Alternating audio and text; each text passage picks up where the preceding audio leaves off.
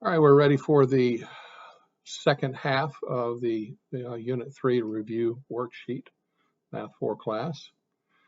And so here we are given equations that we are having to find two ways to solve for each one and round to 3 decimal places. I think we'll start with dividing by 2, which gives us that equals 2. And at this point, we're going to have to rewrite it as an exponential, which actually does not turn out to be that hard. Add 3 to both sides, and we're done.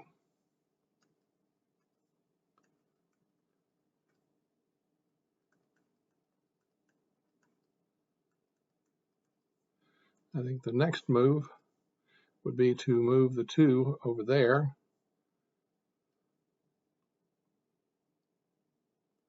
and say,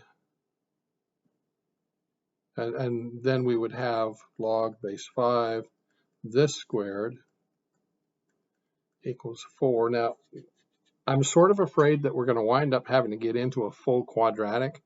If I square x minus 3, I'm going to wind up with x squared minus 6x plus 9. But actually, I think we can avoid that. Watch what happens. We go exponential here. 5 to the 4th equals that squared.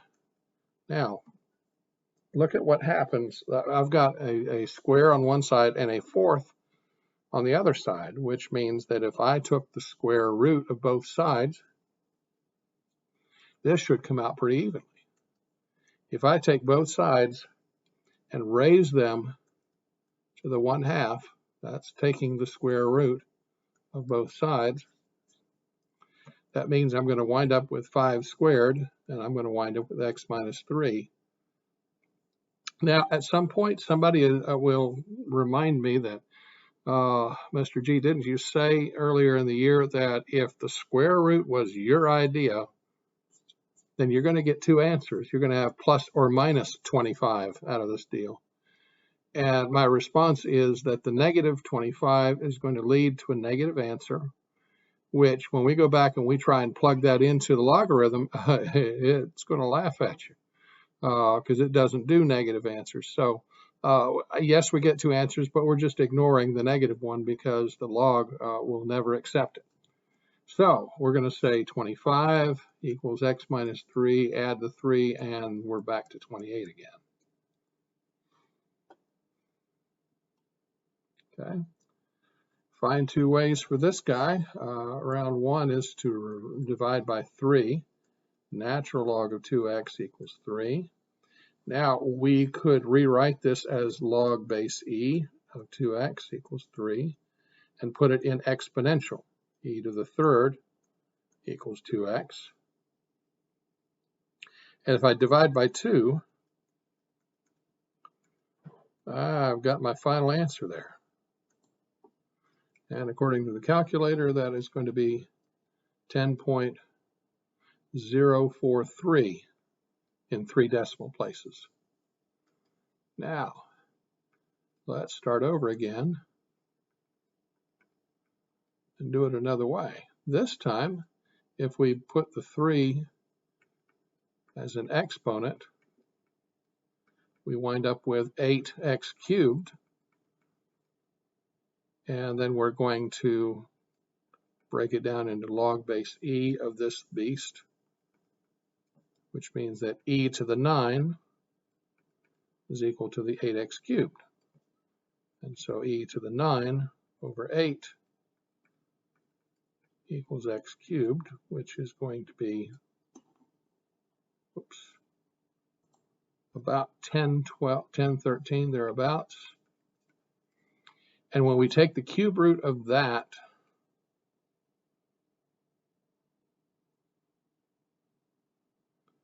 we wind up with 10.043.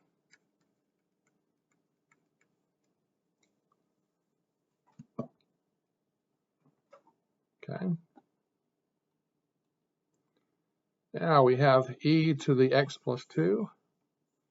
And method number 1, we're going to do the natural log of both sides. which means that these guys cancel and just leave me with that. And if I subtract 2 from both sides, now I know that the natural log of 3 is more or less in parentheses, and then I subtract the 2. So let's see what the calculator says. The calculator says negative 0.901.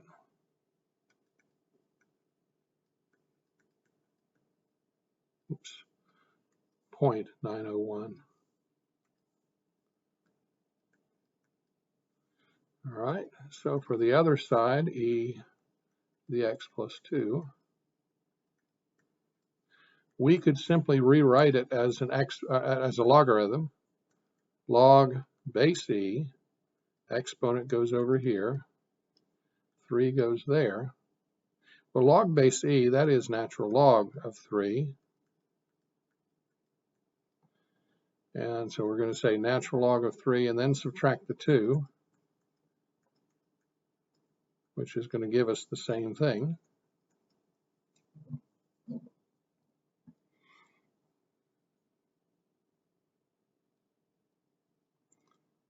And then find a way to solve this guy. One way would be to recognize that this could do this. If 8x equals 2, then x equals 2 over 8, which is 0.250. And that's exactly. Now, one other way would be to rewrite it as a logarithm. Log base 4 of 16 equals 8x, which means log of 16 over log of 4, which means 2. And then we're still going to wind up with 2 over 8, which will give us the same answer.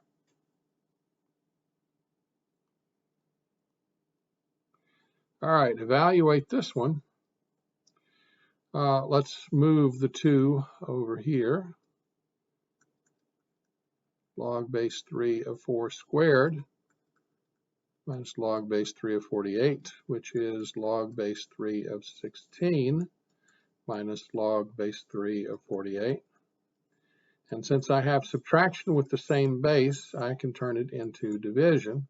16 over 48, which is log 3 of 1/3. Now, I can reimagine 1/3 as 3 to the negative 1. And look what just happened there.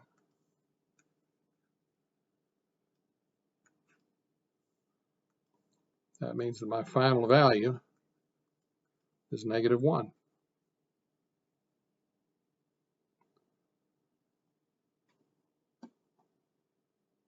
Okay. The next one, we actually could play that game inside of these. 6 squared, 5 squared, which means that our log 6s are going to cancel, and our log 5s are going to cancel.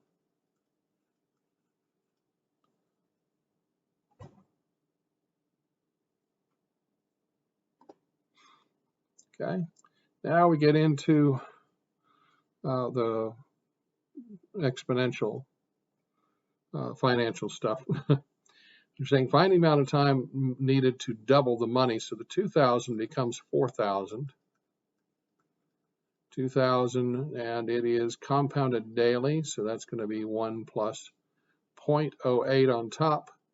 And daily is going to be 365 on the bottom.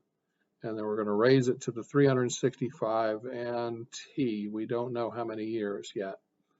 So if I divide both sides by 2,000, I get 2. And let's see what the 0.08 divided by 365 is going to get us. By the time we divide the 0.08 divided by 365, we're going to get like 2.19 and e negative 4. But we add the 1 back to it, then it becomes 1.0002.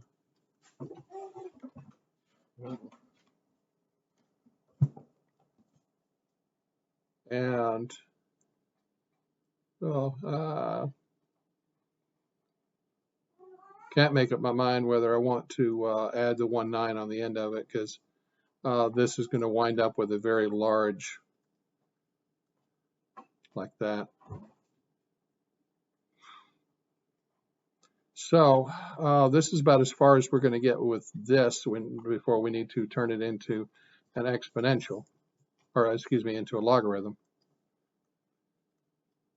So we're going to say log base 1.000219, and the 2 goes there, and the 365t goes over here. Well, we know that we're going to do log 2 over log 1 point yada yada. So let's see what the calculator gives us for that. All right, it gives us 3165 and some change. And then when we divide that by 365 on both sides, we get about 8.67. Now, when you deal with this on the test, it's going to ask you, it's going to remind you that sometimes these questions have rounding issues. For instance, I would not want to round down, because then I would no longer, have reached a point to where the money doubled.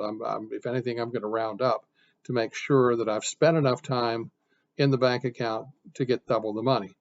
So, what you could do is if it's compounded daily, you could figure out how many days is 8.67, and just round up to the next day just to be safe. And say, this many days and this many years and this many days for a final answer.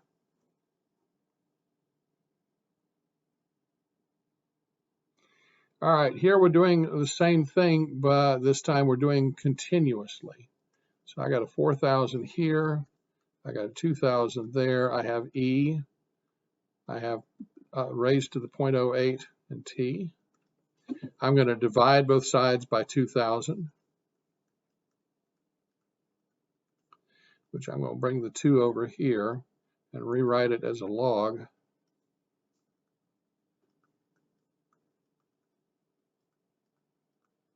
Which really we're talking about the natural log of 2.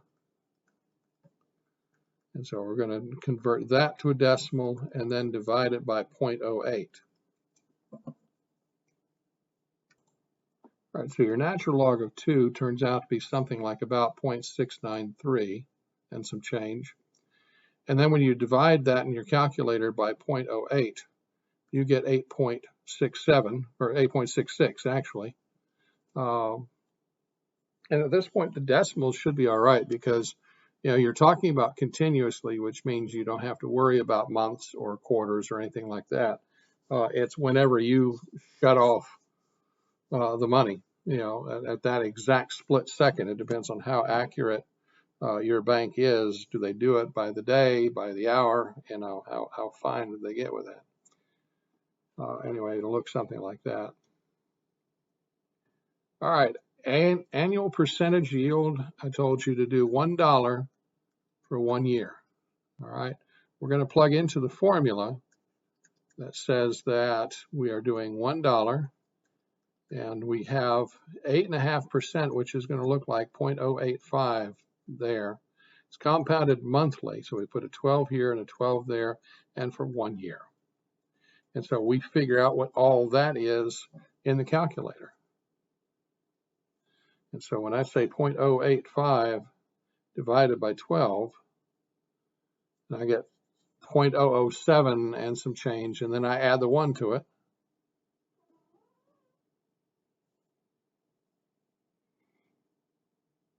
I get 1.007 yada yada, and then I'm going to raise that to the 12th power,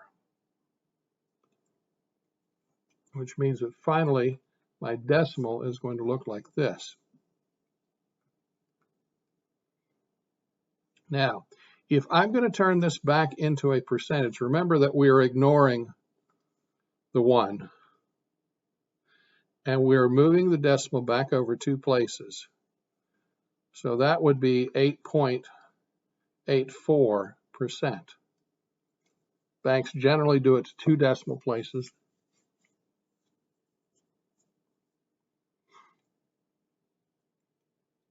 That's what that's going to look like. That is my APY. I guess I need to put that beside it.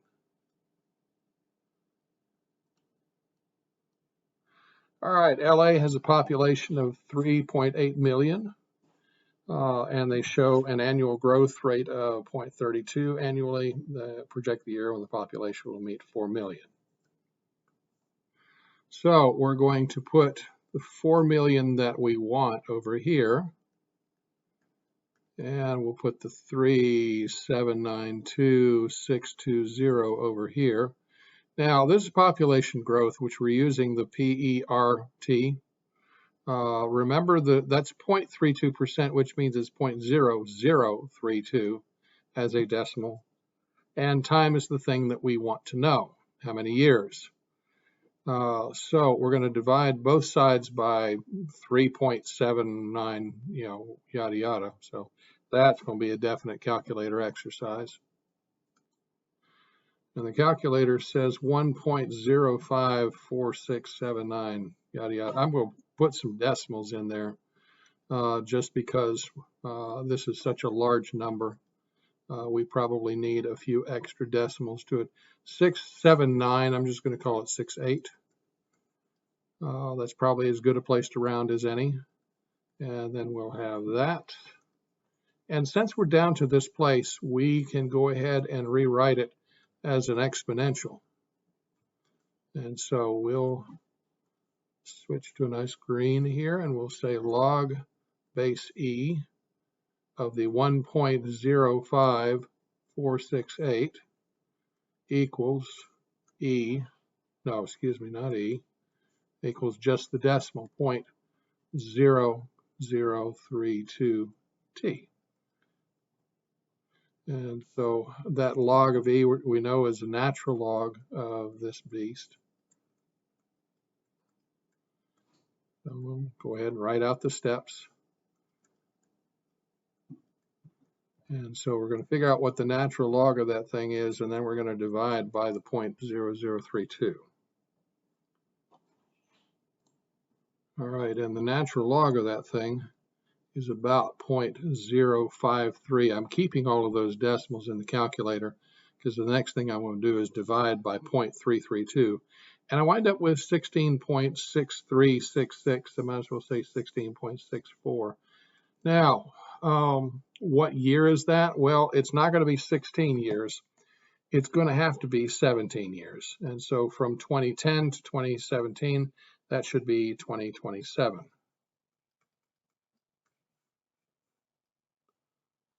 Because we want to round up because we want to make sure that the population passes 4 million rather than falls short.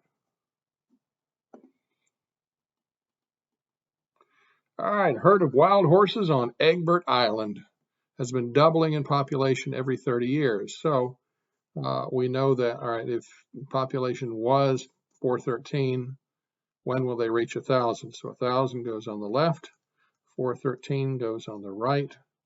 And this is doubling population, so we're saying 2.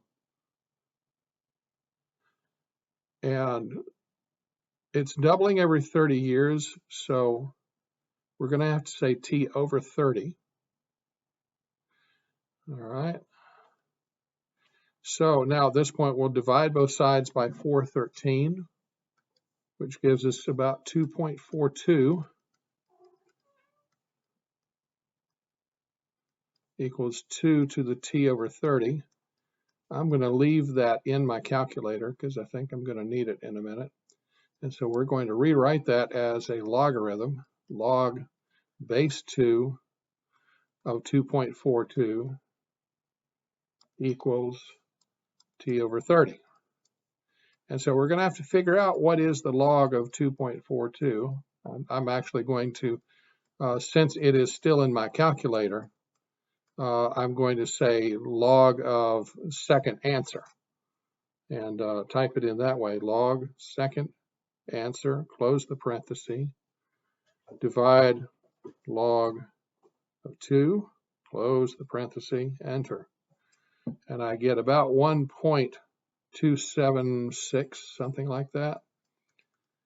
And then I'm going to multiply both sides by 30.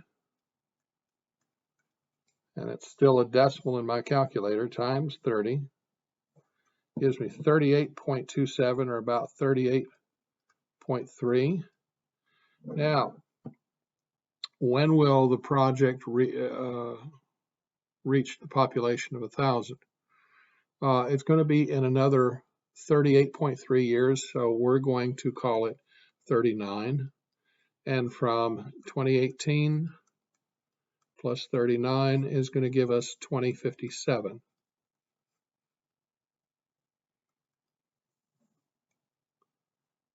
That way we know we'll have the 1,000. Okay. All right, we still got some more of these. I'm going to break this into a third segment. We're going to come back for the half-life and the Newton's cooling.